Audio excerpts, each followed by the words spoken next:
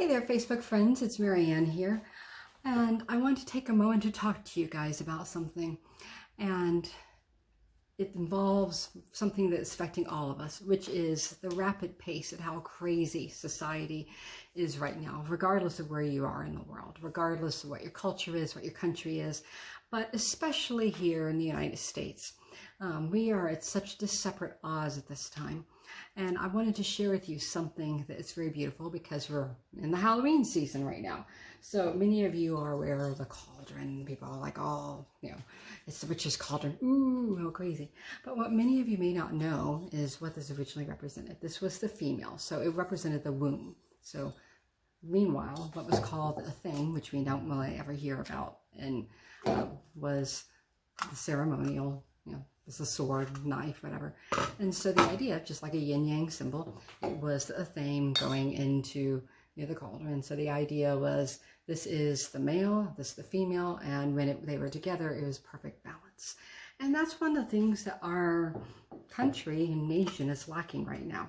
We are completely out of balance. There's masculine, there's feminine, and we demonize the feminine. We make it seem like it's a scary thing, and the masculine is seen as this put, and people have gotten so angry and irritated from all sides that if the masculine voice is speaking from a place of compassion and sensitivity, we almost make fun of it.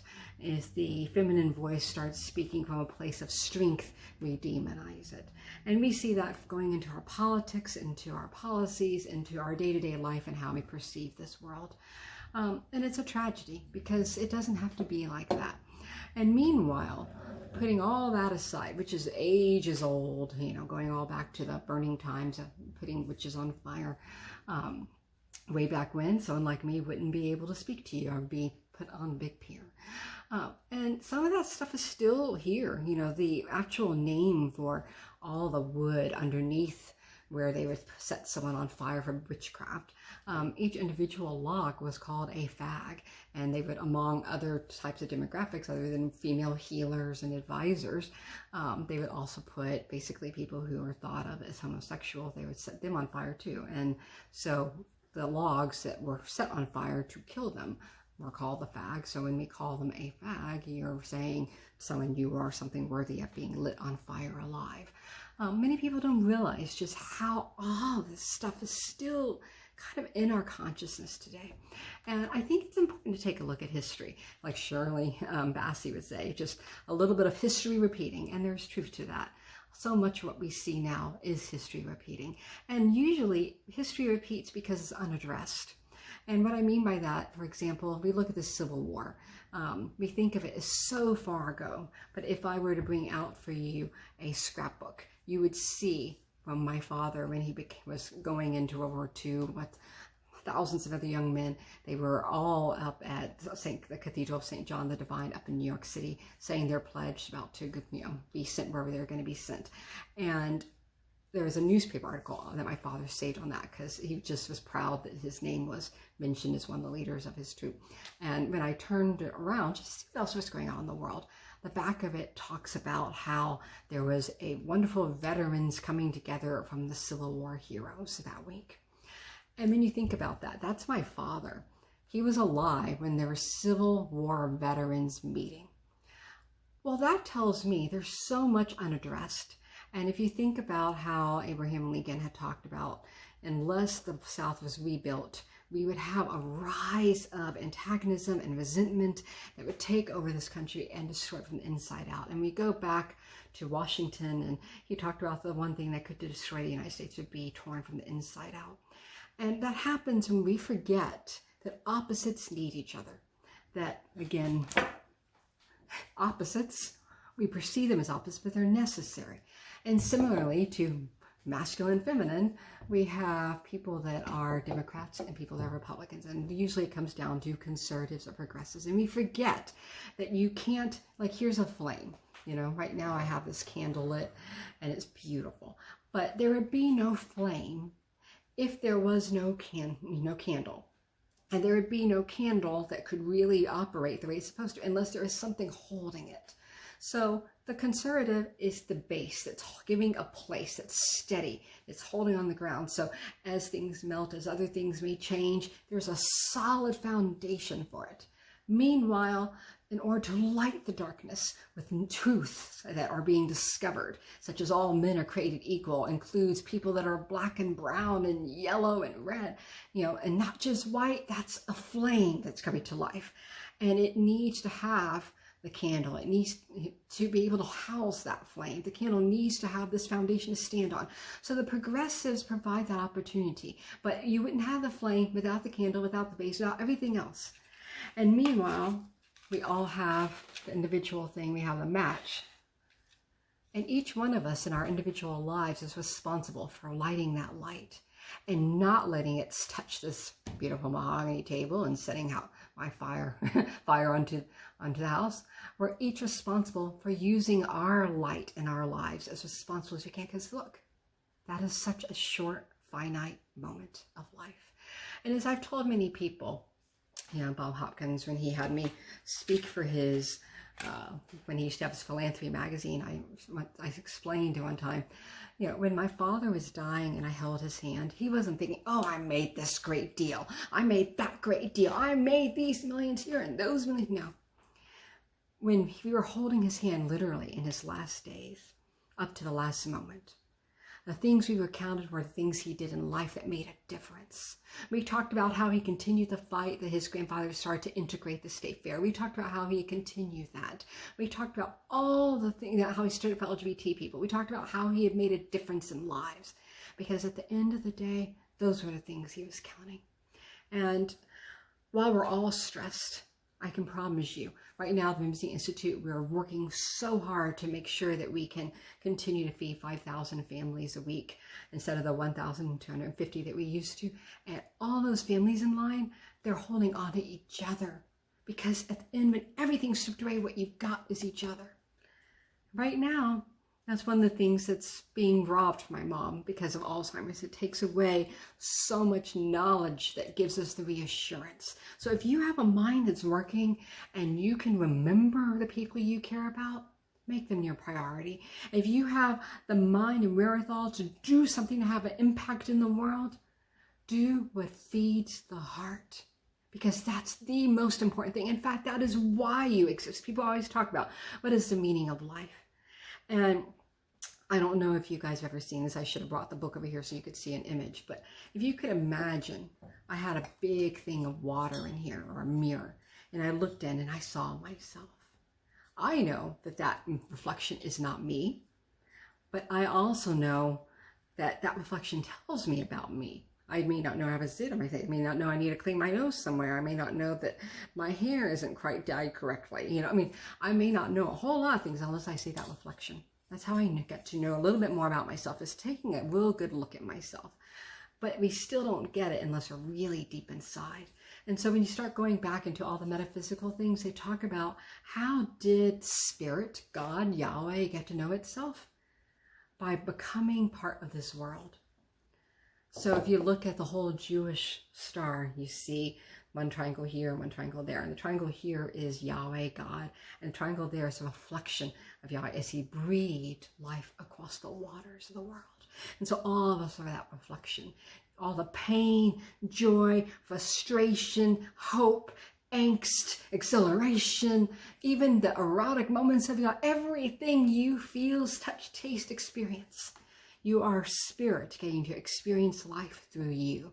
And your identity, whoever you are just a tiny bit of spirit getting to know itself through you.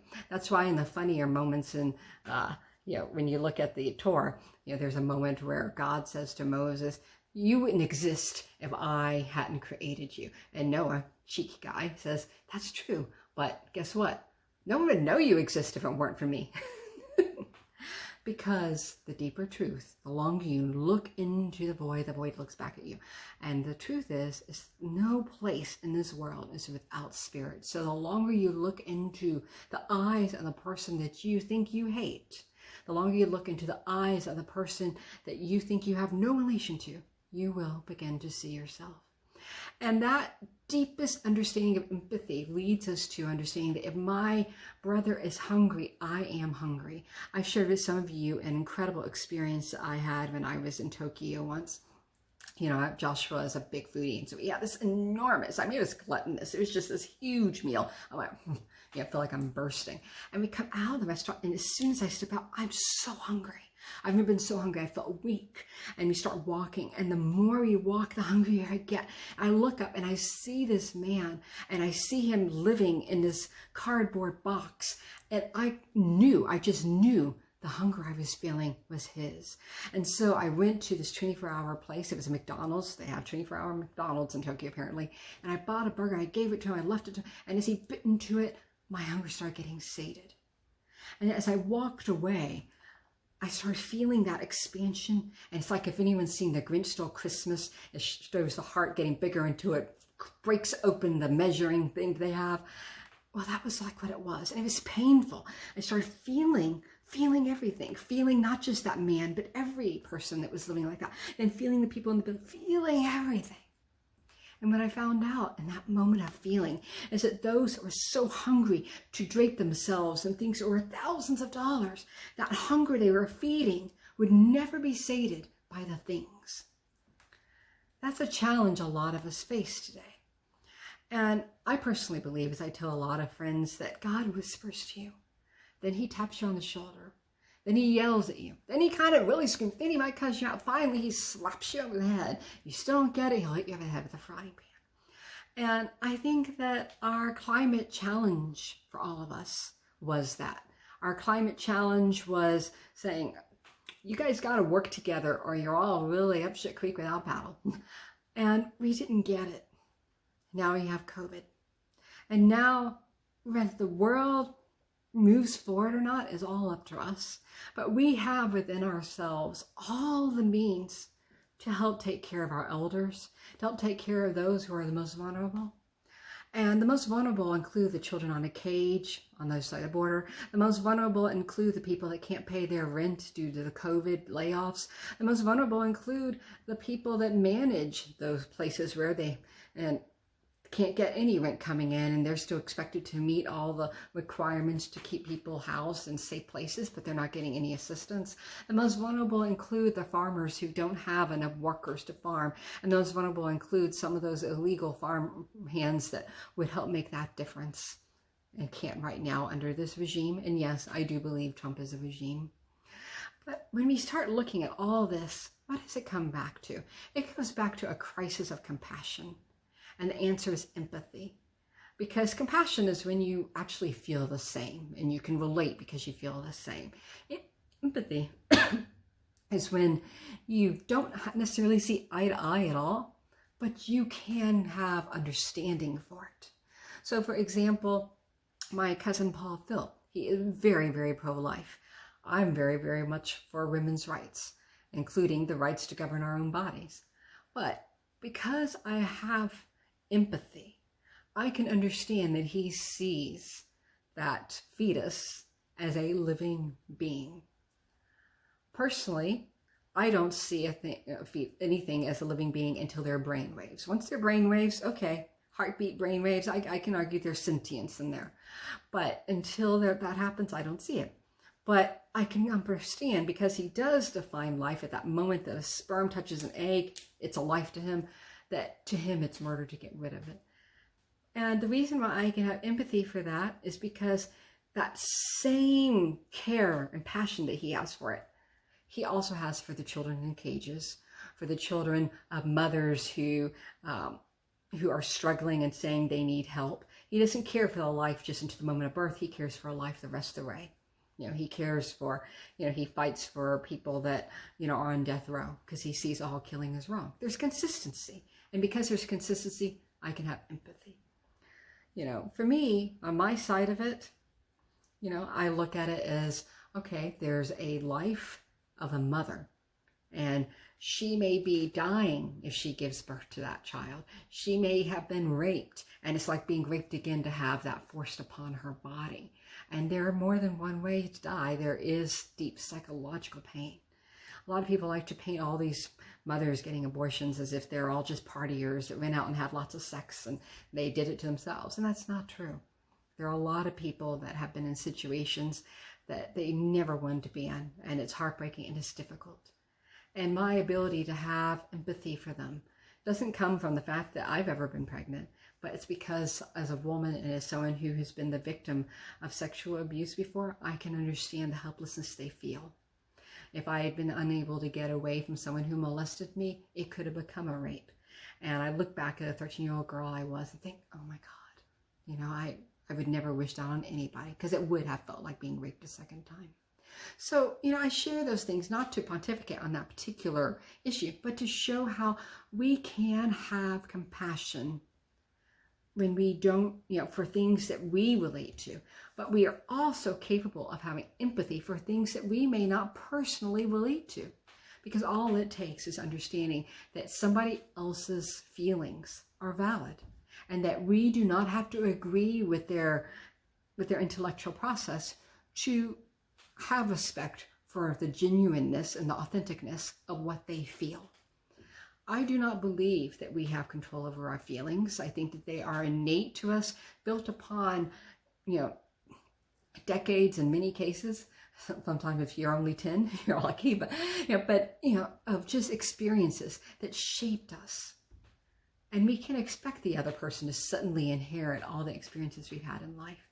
And we need to come to that point as a nation to have empathy. Right now, as we get close to Halloween, I want to talk about how Samhain, you know, is basically, you know, where we get our jack-o'-lanterns from. A lot of people don't really realize the little jack-o'-lantern character, story of Jack, a soul that was too good to go to hell, too bad to go to heaven, had to wander around carrying a lantern. And I don't know what kind of swash they used in Ireland. It wasn't a pumpkin, but we adjusted to pumpkins when they came to, Irish people came to States. But the idea of a soul wandering around the earth, and that this lit the way. And right now, many of us need to have our way lit. And, you know, right now, a lot of us have our little ghost figures around, and we forget that this was a sacred time. Halloween was holy evening. And this is a holy time, because right now, as people, if you're kind of rich like me, yeah, the veil is thin. And the veil is that moment between the living and the dead, where we need to be reflective of, what are we doing? What did they do in their lives? What responsibilities did we inherit? How do we honor those that went before them? I think a lot about my father these days. I think about how he navigated things. I think about my grandfather, who I never met. How did he navigate during times of pandemics? Yes, there were pandemics back then. You know, they saw things like the Spanish flu. They saw, they saw so many other, they saw the polio. They saw so many things. And they still managed to build, and they still managed to move forward. And we have that strength too, because we came from them. We are descendants of the ones who made it, and descendants of a lot who died in the process. And not only did they manage to get through those epidemics and pandemics, they did it during a time the Ku Klux Klan was going around still hanging people and burning crosses. In my own family, I only have to walk a short ways, and I'm right in front of a house where crosses were burned, and my family was threatened for fighting for integration. And it's because of them and the sacrifices they made that people like me get to do things today. You know, my own father, I found this out when I got an award at the Mexican Art Museum, and this guy, you know, was interviewing me, and he shared with me this story. He said, you know, I was a student at UT, and I think you should know, long before, back in the 60s, before you were ever even born, your father would meet with all the Hispanic students because we were not allowed to pursue getting master's and doctoral degrees. And he thought that was wrong. And so he would meet with us and tell us, this is the time of day, and these are the people you need to protest. And he was basically our mole, because he could get into all the areas of power, and he would come out and tell us when to do this, how to do this, and what to do, what to say. And he helped us make that change. My dad never shared that with me. And it was my mom's idea to adopt me. So, you know, he didn't do it because he had a love affair necessarily for Hispanic people. He just did it because it was the right thing. And that's where all of us need to get to. I don't need to be Black to care about a Black person. I don't need to be Asian to care about an Asian person. I don't need to be white to care about a white person, or Native American or Hispanic. You can care because they're a human being. And I'm so tired of seeing this demonization. that's going around of everybody that thinks differently. Because when this election is done, we're all going to have to rediscover the balance. So when you go and you see all your decorations, and you see this cauldron, instead of thinking foil and trouble, blah, blah, blah, blah, you know, Macbeth stuff, I want to invite you to think about the ancient symbolism.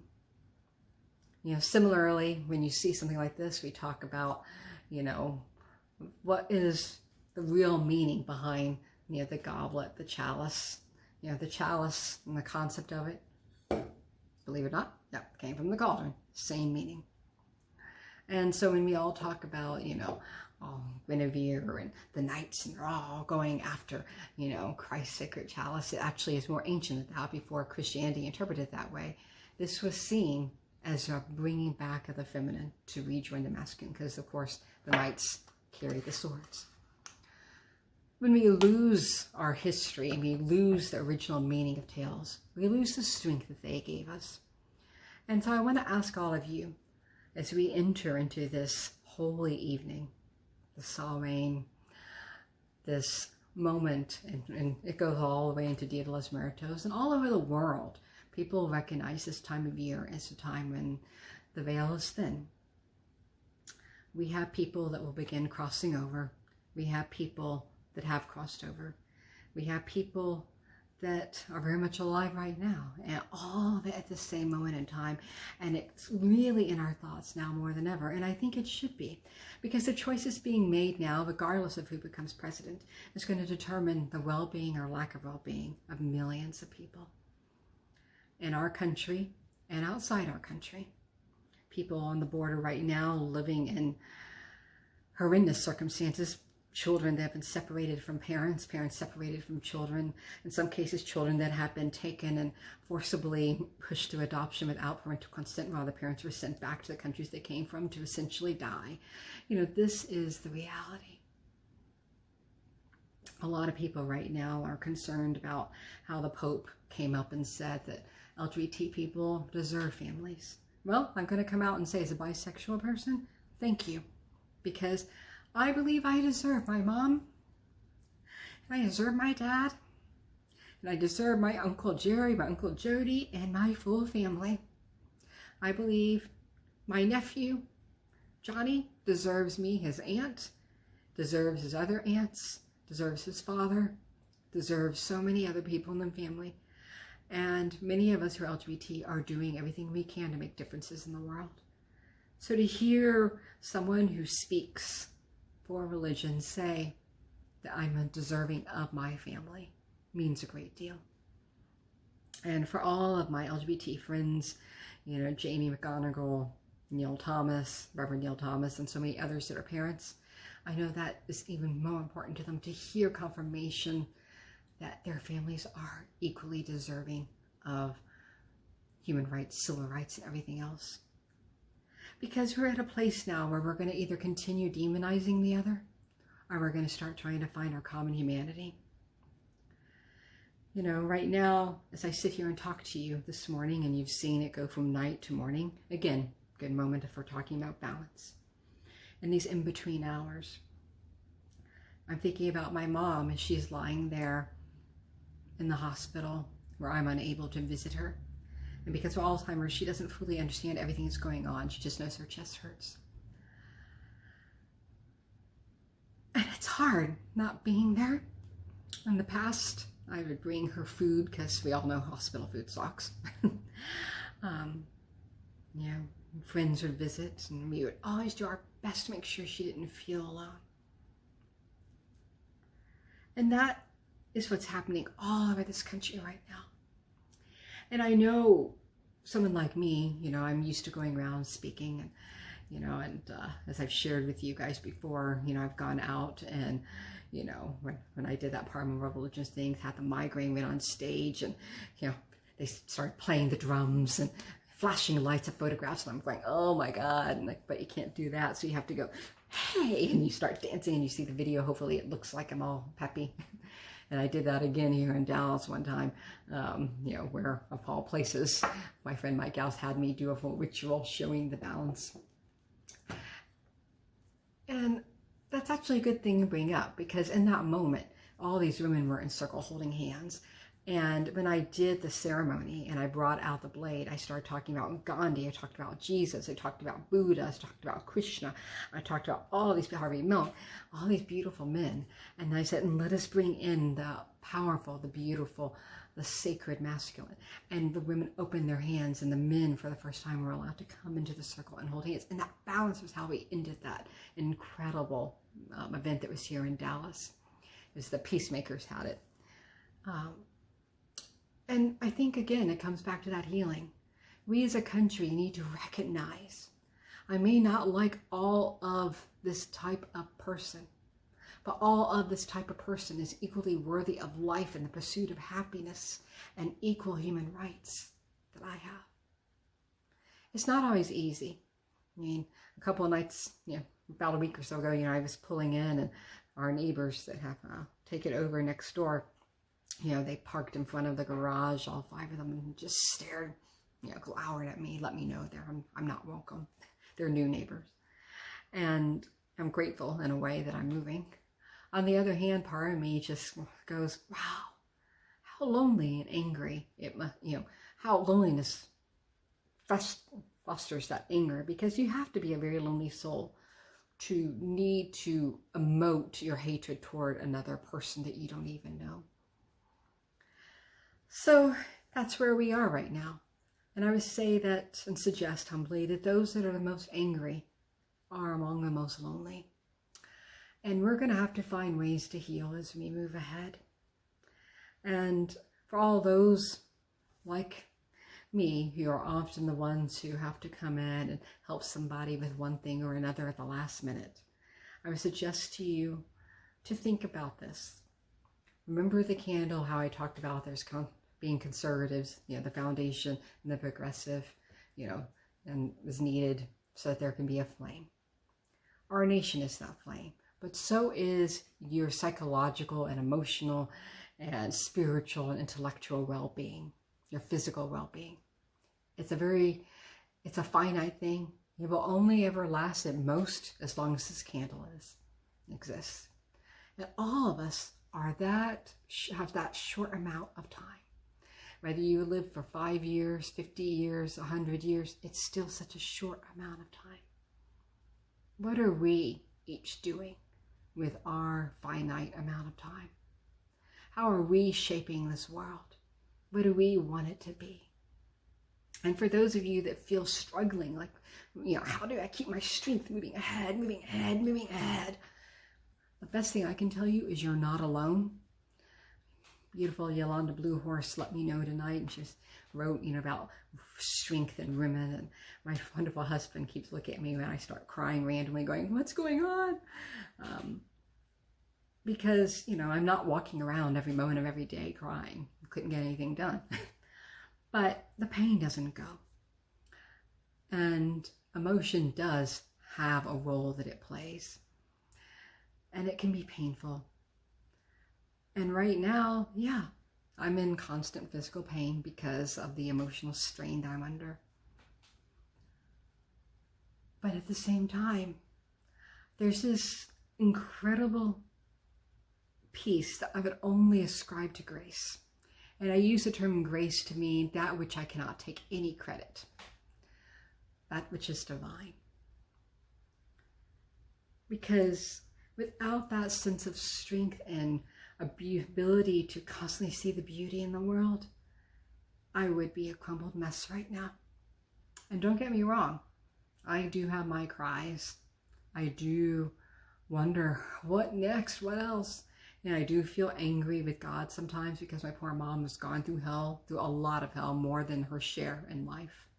Going from a girl without any shoes to, watching her own father be shot in front of her on her birthday at 6 to, being sent off, being adopted, being abused, growing up, just all the stuff she went through, and still she did it. And as I think of her sitting there in the hospital at night, I think of the young girl whose mother poured ice water over her head because she dared to make herself look pretty and sent her to school and told her, "You can't do it." And yet my mom, managing to get a scholarship going to SMU, of taking a stick and twirling that stick and teaching herself how to use a baton. Mom saying, you can't ever do it.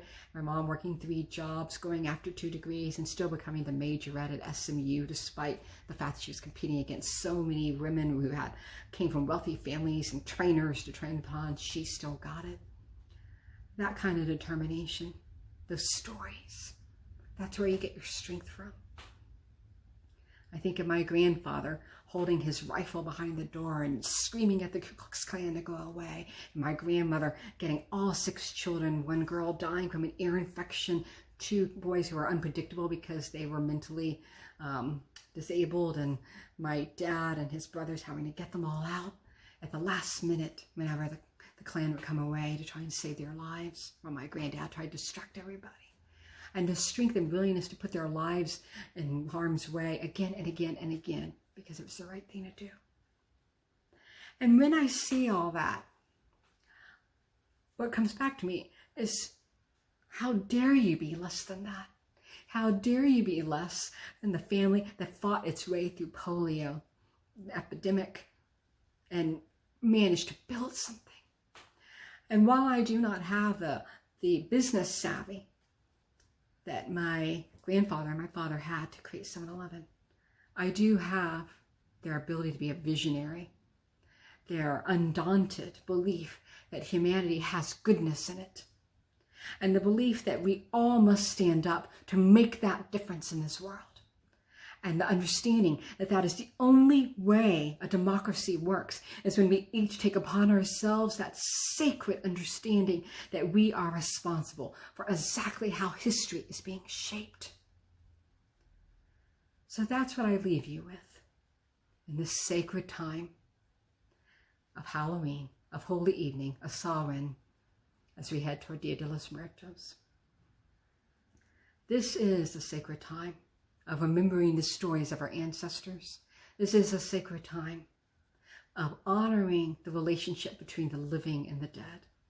This is a sacred time of remembering those lessons from those who passed on and applying them to the now, because that is how they continue to live through us. And when we do that, we hold within ourselves the memory of all that come before us. And when we take that into the present, we become more whole, because again, we are cumulatively the reflection of spirit breathing into the world. That is the beauty of what it means to be a human being. That is the sacred responsibility of what it means to be a human being. To be is a presence. It's more than just sitting. Being is living with intention. Acknowledgement that I take up this space. I do this. I light this candle. I breathe this air. I am cognizant of my actions. I am fully being. We are humans being a part of this time right now. We are humans being a part of creation evolving right now. We are humans being the source of spirit in this world, spoken so that others can hear it. What kind of human do you want to be in this moment? How do you want those who one day light a candle think about you during this time and the veil is thin 20, 50, 100 years from now? How is your being in this moment in time changing history? Is it for the better or worse? How is our being shaping this time? In this holy evening, and evening is right before the night comes. And we're all in a moment of darkness, and it's going to be kind of dark for a while, because whoever becomes president, there's going to be vitriol and pain. But if we learn from the lessons of our ancestors, we have to rebuild the homes and the livelihoods of our enemies. And we can only do that when we come from a place of empathy. So bring empathy into your modus operandi of being. And let's alchemically change that anger into something stronger that can become part of this foundation and part of the progress and how they work together. So those are my 2 cents. Happy Halloween. And I hope that it gives you a little bit to think about. And again, thank you all so much for being some of the sources of strength for me in this time. I appreciate your prayers, and I ask that you continue them for my friend Mimo and for my mom. I'm grateful for all those of you that prayed for my friend Suleiman Hamani, who's been recovering, and other friends who have been recovering. And I thank all of you who've gone out and beyond your way of helping to heal me and helping me to find my way through some really difficult challenges right now. But I also know, hear that bird? Out of the darkness, there is a light. Were there no darkness, we would not know and recognize the light. If you are in the dark, that is often God's, Spirit's, Creator's way of asking you to become the light. And for those of you that say, I can't find any goodness, I can't find any trustworthiness, I can't find anyone with strength, I can't find. That is the moment when Spirit's spotlight is on you and saying, you be that strength, you be that hope. You be that goodness, because that's how goodness prevails. Don't resent the world for not offering what you're seeking, because if you know something and it doesn't seem to exist around you, then you're the conduit to bring it into being. We are human beings because we are invited to co-create this world. I've shared this before with many of you before, but we all hear about here's the church, here's the steeple, open the door, here's all the people. The people are what make the church. The people are the body of creation. We are the Shekhinah that broke into millions of pieces that each light up. And the way we recognize each other, as I've said many, many times before, is when that Ark of the Covenant, those angels face each other, is that they're going to embrace each other, like I want to embrace you and hug you. We can only do that when we recognize the human being is God being through that human across from us. Namaste, as some would say in the Hindu tradition. So I'm going to share with you one last little thing. This little thing of matches. It's probably showing backwards for you guys, but hopefully you can see some of it, this beautiful symbol. And the symbol, basically, it has a meaning. It's very, very similar. Very, very similar to the gematria of, the Jewish idea of the new city, the new Jerusalem. It's the same concept of when Quetzalcoatl and the Quetzalcoatl come together. Because that's the beauty. When we start recognizing that we can Spirit exist in what we think are opposites and needs each other, then we go, what's holding the whole thing together?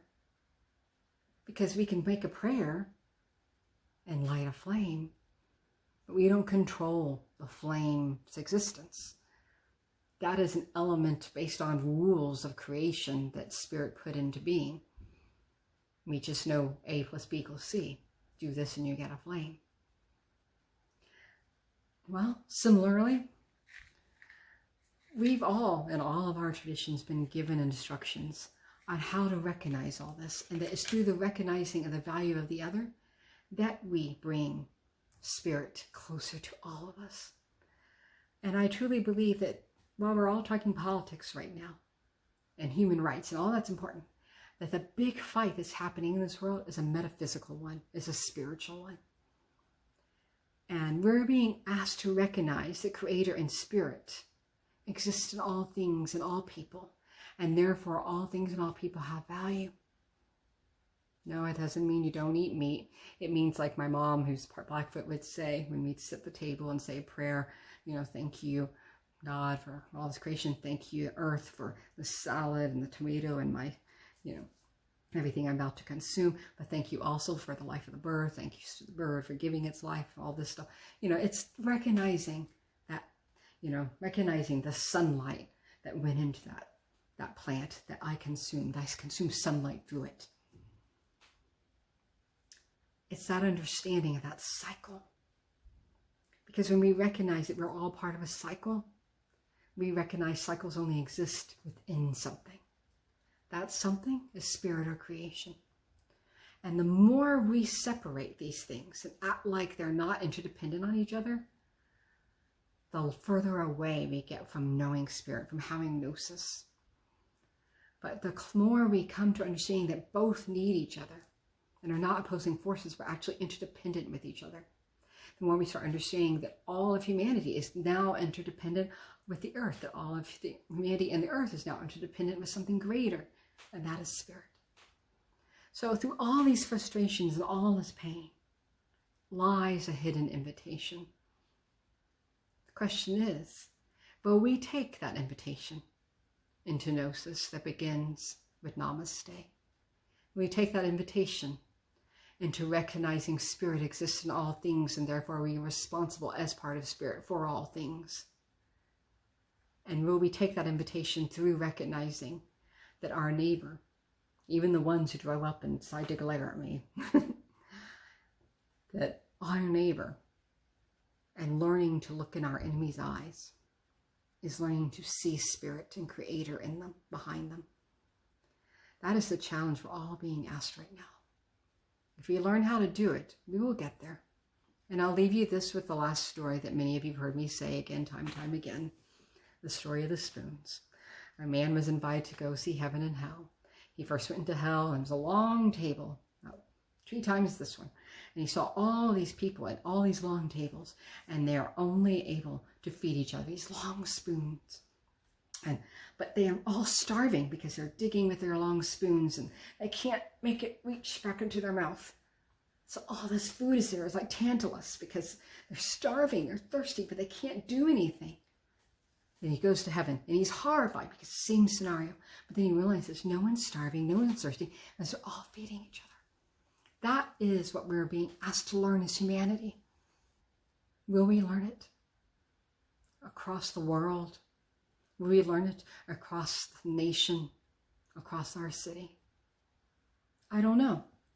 But we'll either be the generation that learns that lesson and heralds in a bold new era for humanity in our nation, and gets closer to the dream our founding fathers had, as Thomas Jefferson said, where he believed that the greatest measure of success would be one day people would look back at him and the other founding fathers say they were antiquated. And we do see them as antiquated. They had slaves. We try not to do that today. I say try not, because sex slavery still goes on. But, that progress, being part of that ever-evolving experiment and taking responsibility and shaping it, that's sacred responsibility. That is something that was told by Native Americans when they talked about Turtle Island. And that is something that we're all either going to live up to, or it's going to be something that we're going to crash and burn and not be a part of. And I worry deeply, if we don't live up to it, where will we be? A nation of discord? People joke, and I see people talk about how throw all the laws out and throw it all away. But that's not the answer. We need the foundation, and we need progress. And we only by understanding that do we have the individual human being able to commit themselves to being the greatest version of what their soul came into this world to be. So anyway, there you go. Happy Halloween. Love you all. And I hope that you're staying safe. Please wear a mask. It's not a hoax. Please care for one another. Know that wearing a mask is protecting others. Know that if you do so, it also is helping to hopefully prevent more from suffering like my poor mom is doing. Love to all of you, and I look forward to hearing your comments below. Talk to you later. Bye.